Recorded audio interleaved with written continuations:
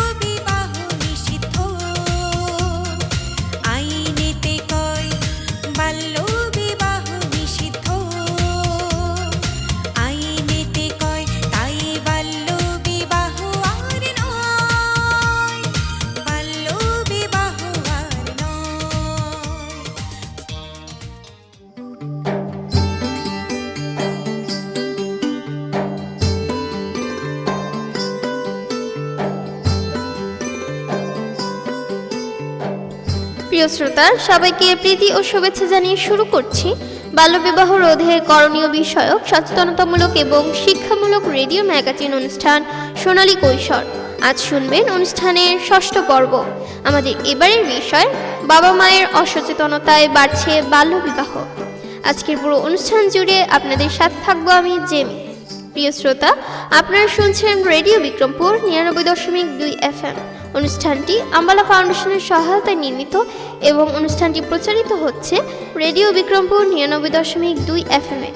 আমরা আমাদের অনুষ্ঠানের মাধ্যমে চেষ্টা করব বাল্যবিবাহ সম্পর্কে এবং বাল্যবিবাহ রোধে স্থানীয় পর্যায়ে জনসচেতনতা বাড়ানো। শ্রোতা, চলুন শুনে আসি আজকের অনুষ্ঠানে কি কি থাকছে। অনুষ্ঠানের প্রথমেই থাকছে বাল্যবিবাহ নিয়ে একটি গান, তারপরই থাকছে বাল্যবিবাহ নিয়ে সাধারণ মানুষের ভাবনা, তারপর থাকছে বাবা মায়ের অসচেতনতাই বাল্যবিবাহর মূল কারণ হিসেবে কতটা দায়ী এই বিষয় নিয়ে বিশেষজ্ঞের কথা। প্রিয় শ্রোতা, চলুন প্রথমেই আমরা বাল্যবিবাহ সম্পর্কে একটি গান শুনে আসি।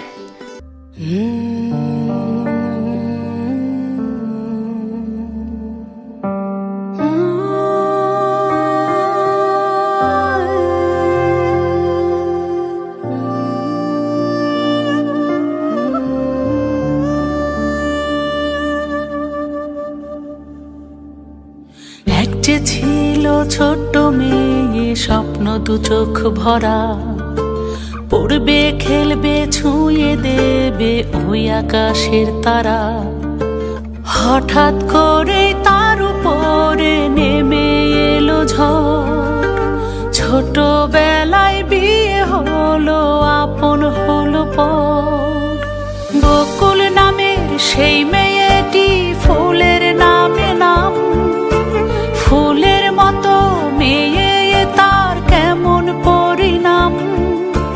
বকুল নামের সেই মেয়েটি ফুলের নামে নাম, ফুলের মতো মেয়ে তার কেমন পরিণাম।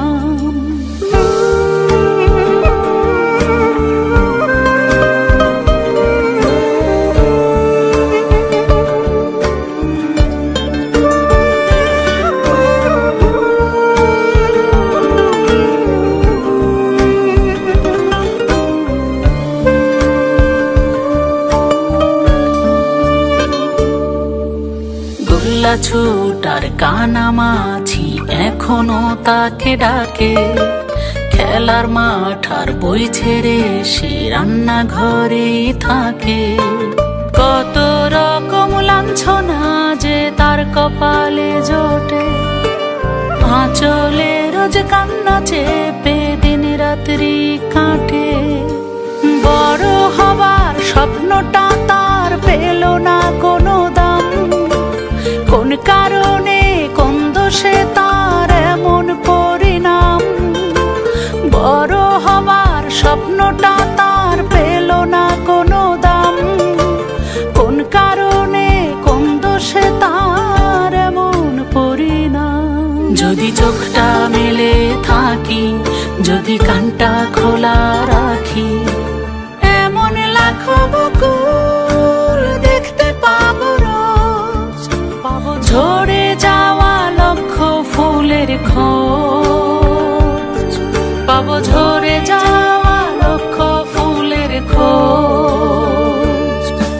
যদি হাতটা বাড়াই পাশে দাঁড়াই একদিন হয়তো বা বকুলের এই স্বপ্নগুলো মেলতে পারবে ডানা।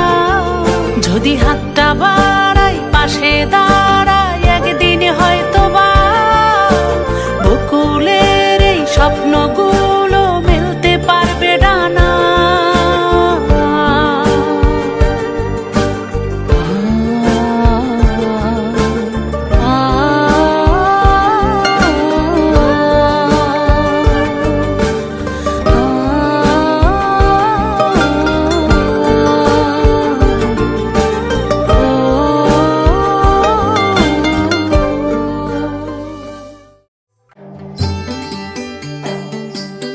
শ্রোতা, এতক্ষণ শুনলেন বাল্যবিবাহ সম্পর্কে সচেতনতামূলক একটি গান। বাল্যবিবাহ প্রতিটি কন্যা শিশুর জীবনে একটি অভিশাপ।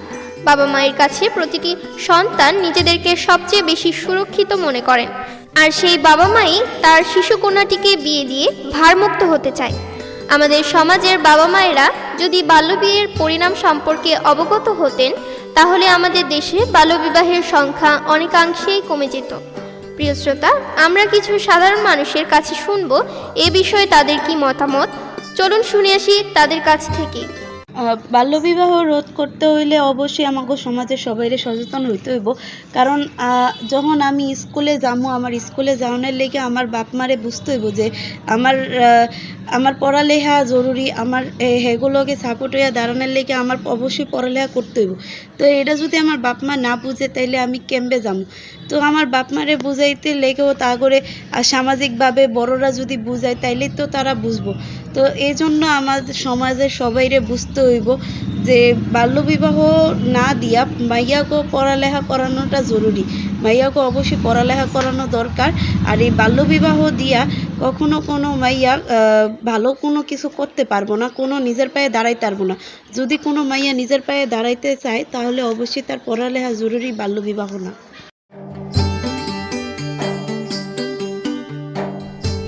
প্রিয় শ্রোতা, আমাদের দেশে বাল্যবিবাহের অন্যতম একটি কারণ হলো অসচেতন বাবা মা।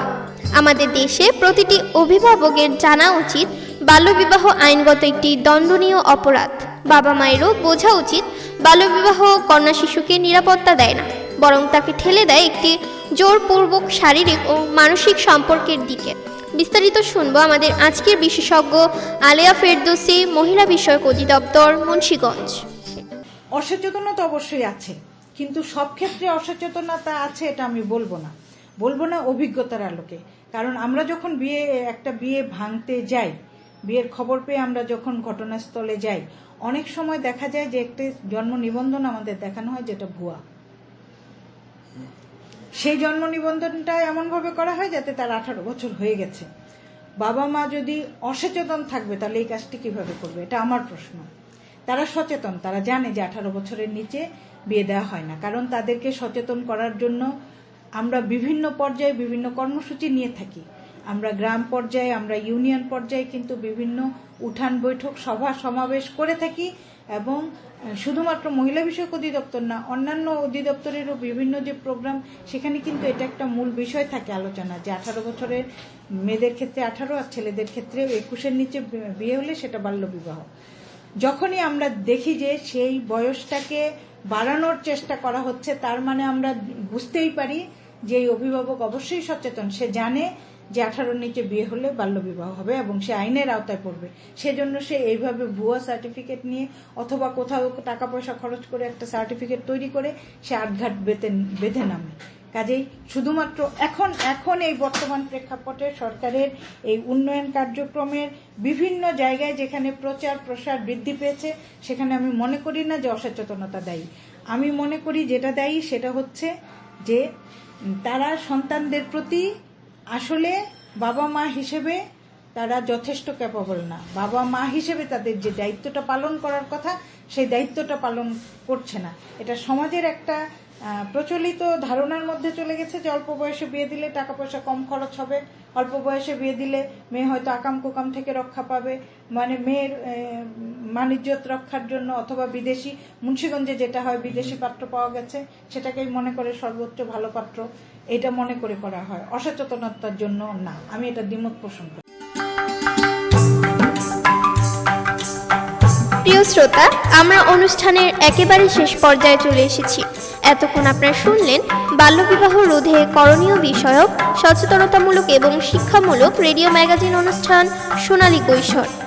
অনুষ্ঠানটি আম্বালা ফাউন্ডেশনের সহায়তায় নির্মিত এবং অনুষ্ঠানটি প্রচারিত হলো রেডিও বিক্রমপুর 99.2 FM এ। পুরো অনুষ্ঠান জুড়ে আপনাদের সাথে ছিলাম আমি জেমি।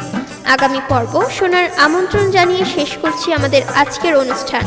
সবাই স্বাস্থ্যবিধি মেনে চলুন, সুস্থ থাকুন, নিরাপদে থাকুন। বাল্যবিয়ে রোধে এগিয়ে আসছে সবাই, আপনি পিছিয়ে কেন? আসুন আমরা বাল্যবিয়ে রোধ করি এবং একটি সোনার বাংলা করি। আর সব সময় কান পাতুন রেডিও বিক্রমপুর 99.2 FM এ। এবার বিদায়ের পালা। তার আগে জানিয়ে দেব আজ আমরা সোনালী কৈশোর এই আয়োজনের সাথে ছিলাম। উপস্থাপনায় আমি জেমি, প্রকৌশল সহযোগিতায় ছিলেন মামুনুর রশিদ, অনুষ্ঠানটির নির্দেশনা ও পরিকল্পনায় ছিলেন মোহাম্মদ আওলাদ হোসেন খান শিবলি। অনুষ্ঠানটি প্রচার করছে রেডিও বিক্রমপুর 99.2 FM।